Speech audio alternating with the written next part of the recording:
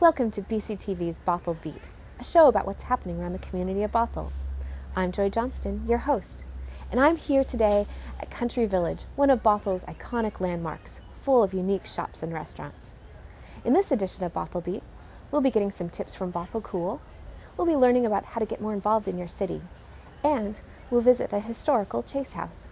But first, let's learn about how to prepare in case of a disaster.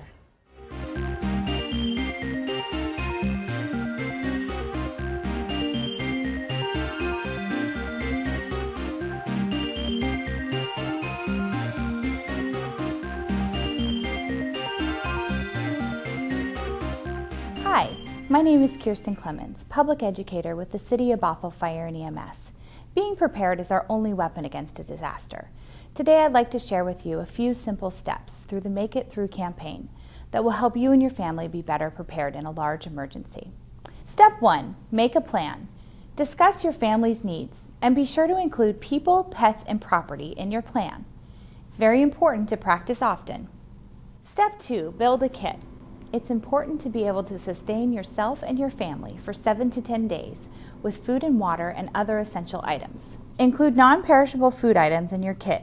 If you choose to have canned food items, please make sure to have a can opener as well. Make sure to have a minimum of 1 gallon of water per person per day. Consider personal sanitation needs, such as toilet paper and a bathroom facility option, such as a 5-gallon bucket. Personal safety is very important during a major disaster. Have a helmet for head protection, some sturdy shoes, and thick work gloves.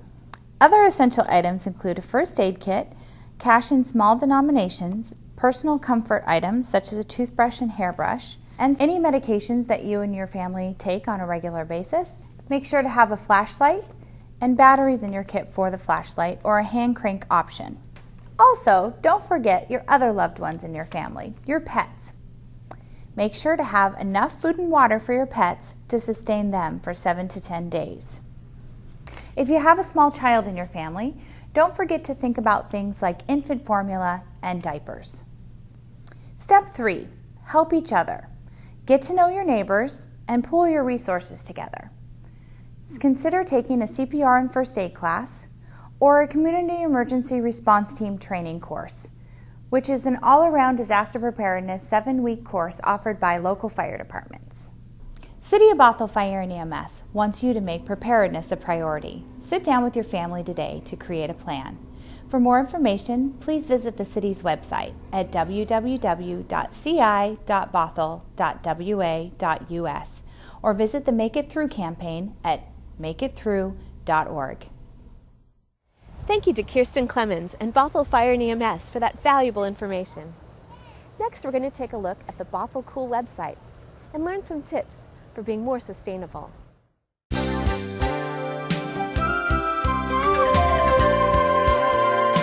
Bothell Cool is a City of Bothell sustainability program. It focuses on helping the community reduce their environmental impacts and carbon emissions while improving their community and standard of living. City sustainable programs include information on the following topics: reusing, recycling, reducing the use of hazardous material, proper disposal of hazardous material, saving water, and much more. To learn more about these tips, log on to the Bothell Cool website at bothellcool.org. The Bothell Cool website is full of information on living a sustainable lifestyle and reducing your carbon footprint. Here are a few tips to help you get started on your path to Bothell Cool. Did you know you can recycle plastic grocery bags, household batteries, fluorescent bulbs, ballasts, and even small electronics like cell phones at the Dawson Building? The Dawson Building is located at 9654 Northeast 182nd Street in Bothell and is open from 8 a.m. to 5 p.m. Monday through Friday.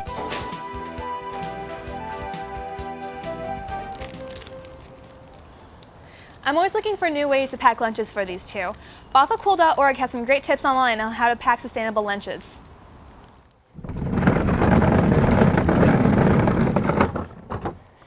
Taking out the trash is such a drag, but if you have problems other than just taking out your trash, you can call your local hauler.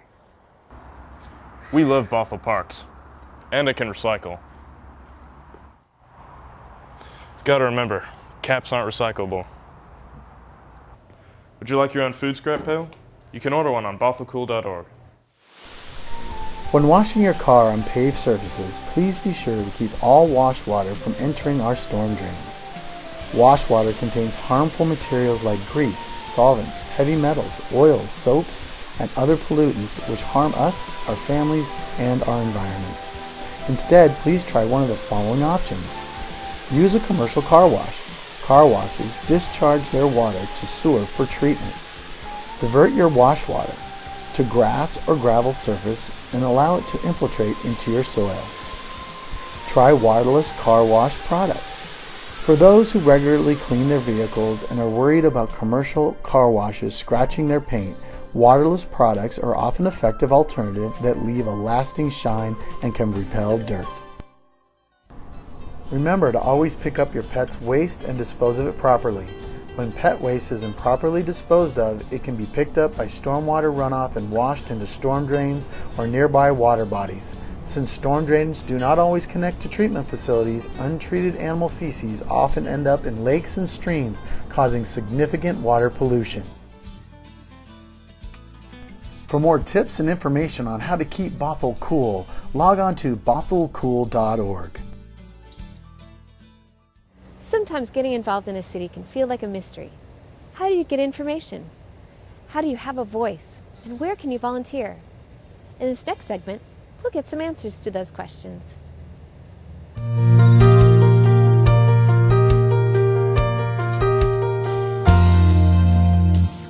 Have you ever wondered how to have a voice in what's happening in your city? Have you ever wanted to get involved and lend a hand to your community? The City of Bothell offers many ways to be informed, get involved, and give back. One way to get involved is to be informed about what's happening in your community. The City of Bothell publishes a monthly email newsletter with important information about construction events, public meetings, recreation opportunities, and more. Sign up by clicking on the Sign Up to Get Bothell e-News button right on the City of Bothell homepage. The City of Bothell is also on Facebook and Twitter, so like or follow the City of Bothell to get current updates. Additionally, each quarter, all Bothell residents receive the Bothell Bridge City News and Recreation Guide in their mailboxes. Another way to stay informed is to attend Bothell City Council meetings or watch them on BCTV or online. Council meetings are where the major decisions about the City of Bothell take place. Meetings take place the first 3 Tuesdays of every month at 6 p.m. in the City of Bothell Municipal Court, unless otherwise posted. Agenda packets are available online by 5 p.m. on Friday before each meeting. Interested in sharing your ideas and concerns about what's happening in the community? One way to do that is to contact Bothell City Council members. Their phone numbers and email addresses are listed on the city's website at www.ci.bothell.wa.us. You can also attend City Council meetings. At the beginning of each regular meeting, there is a time to address the City Council during the visitors portion of the meeting. During this portion of the meeting, the mayor will invite citizens to talk with the council about topics that are not scheduled for public testimony on the evening's agenda. Remarks are limited to 3 minutes, however, you can submit further information in writing ahead of the meeting. If you'd like to take your involvement to the next level, consider joining one of the City of Bothell's boards and commissions. Boards and commissions serve important advisory functions for a variety of topics in the Bothell community. This includes the Civil Service Commission, Landmark Preservation Board, Law Enforcement Officers and Firefighters Disability Board, Library Board, Lodging Tax and Tourism Advisory Committee, Parks and Recreation Board, Planning Commission, and Shorelines Board. Applications are accepted at the beginning of the year for vacant positions. An additional application period may be open mid-year if there is need to fill further vacancies. Watch for announcements in Bothell e-News, on Facebook and Twitter, and in the Bothell Bridge. More information about what the boards and commissions do and when they meet can be found on the city's website. You can also file to run for a city council position. Council members serve staggered 4-year terms, so in general, about half of the 7 positions are up for election every other year. Positions are nonpartisan, part-time positions. To learn more about filing to run for city council, contact King County Elections. Another way to get involved is to volunteer. There are many opportunities to volunteer through the City of Bothell, whether removing invasive plants from Bothell's natural areas, getting trained as a Community Emergency Response Team or CERT volunteer, or helping out in City Hall. Volunteers make Bothell a better place. Look up volunteer opportunities on the City of Bothell website for more information. However you choose to get involved with your city, thank you for caring and for being an important part of what makes Bothell special. For more information about being informed, getting involved, and giving back in Bothell, go to www.ci.bothell.wa.us. Next, we'll visit Bothell's past as we take a look at the historical Chase House. The home of Dr. Reuben Chase, Bothell's first doctor, is located on the University of Washington Bothell-Cascadia Community College campus. The inside has been renovated and modernized to accommodate administrative offices for the University of Washington Bothell. However, the exterior is much as it was when it was occupied by Dr. Chase. Reuben Chase enlisted in the Civil War in 1862 at the age of 15. After returning from war, he began studying medicine.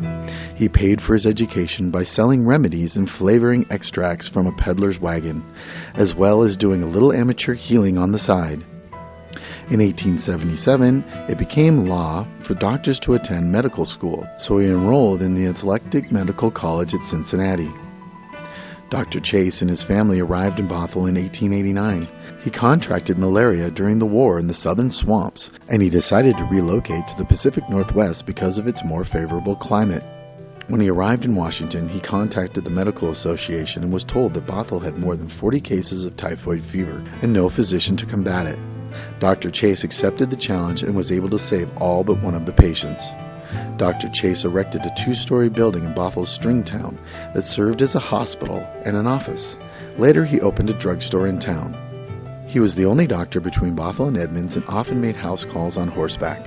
A typical charge for a house call in medicine was about $1.50, but Dr. Chase often accepted produce or meat in lieu of cash. Dr. Reuben even built a fruit dryer and a smokehouse for surplus pay. He also started a side business of cutting wood on contract in order to heat the schoolhouse. Although he lived for a time in Edmonds and Snoqualmie, Dr. Chase's roots were always in Bothell. When he died in 1908, he was buried in the Bothell Cemetery. The Chase House reflects 1880s era vernacular frame houses.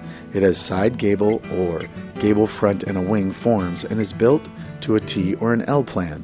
These 1.5 or 2-story balloon frame structures were sided with clapboards or dropping siding, featuring simple molding around the windows and doors and front porches with turned posts.